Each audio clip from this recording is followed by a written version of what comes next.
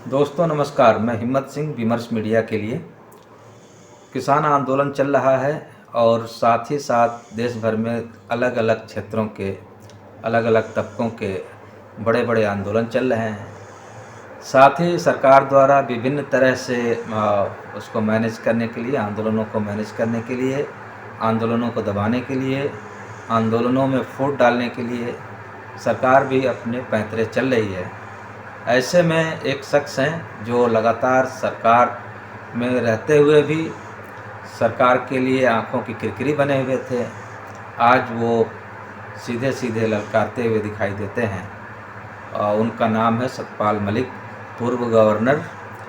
और आज किसान आंदोलन पे जब हमने बातचीत की और उसके ज़रिए और भी जो सियासत चल रही है, तो एक संक्षिप्त बात हुई, बहुत छोटा सा मुलाकात हुआ। उसमें उन्होंने बड़े बेबाक तरीके से, किसान आ गए हैं दिल्ली के बॉर्डर पे और अभी तो वहाँ हरियाणा और पंजाब के बीच में टसल है। कहीं ये जिस तरह से कीले गाड़ी जा रही हैं, दीवारें खड़ी की जा रही हैं, तो कहीं उकसाने की तो नहीं है कि इसके जरिए किसानों को उकसाया जाए, प्रोवोक करने की कोशिश है कि हिंसा हो जाए और फिर किसानों को दबाया जा सके। लेकिन किसान इस खेल में आएंगे नहीं।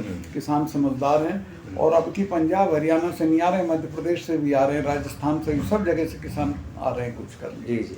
तो अभी 13 तारीख को, आज 13 तारीख है, आ गए हैं। 16 तारीख को संयुक्त किसान मोर्चे का भी, संयुक्त किसान मोर्चा प्लस मजदूर सब मिलकर संघर्ष कर रहे हैं। तो ये कहीं ये तो नहीं लग रहा है कि अब जनता जो है पॉलिटिकल पार्टियों को रास्ता बता रही है कि सही है, पॉलिटिकल पार्टियां पीछे हैं, जनता आगे हो गई है।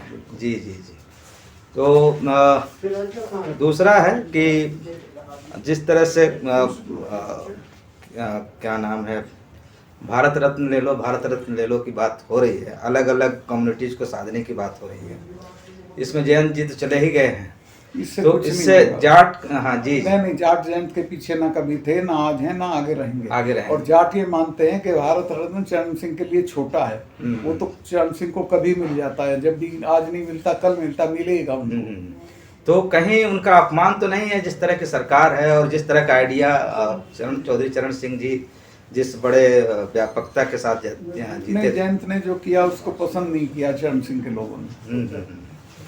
तो एक और सवाल, लास्ट सवाल है कि इंडिया अलायंस के अलग अलग टूट भी हो रही है, लेकिन दूसरी ओर जनता के आंदोलन स्वतः स्फूर्त ढंग से, अभी हमने देखा लद्दाख में बहुत बड़ी गैदरिंग हुई, या नॉर्थ ईस्ट में बड़े बड़े आंदोलन चल रहे हैं। तो अभी क्या अब लग रहा है कि अब लोग खड़े हो जाएंगे? आप सही बात कह रहे हैं। नेताओं की अब जरूरत नहीं लगी, लोग खड़े हो जाएंगे, क्योंकि सवाल हैं। नेता उन सवालों को हल नहीं कर रहे हैं। बेरोजगारी है, भुखमरी है, गरीबी है,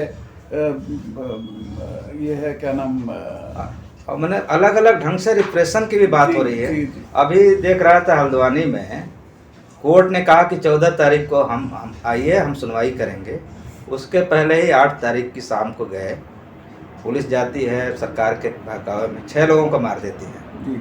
और ऊपर से जो अखबार हैं या टेलीविज़न हैं उसमें वो कहा जाता है कि उपद्रवी, उत्पाती, आतंकी। तो ये इस तरह से कहीं राम जी अब का सहारा खत्म हो गया, अब केवल उत्पात ही बचा हुआ। इनको ये पता चल गया कि राम जी वाला ज़्यादा असर नहीं, राम जी अब इसलिए ये बाकी इश्यूज उठा रहे हैं। जी जी जी।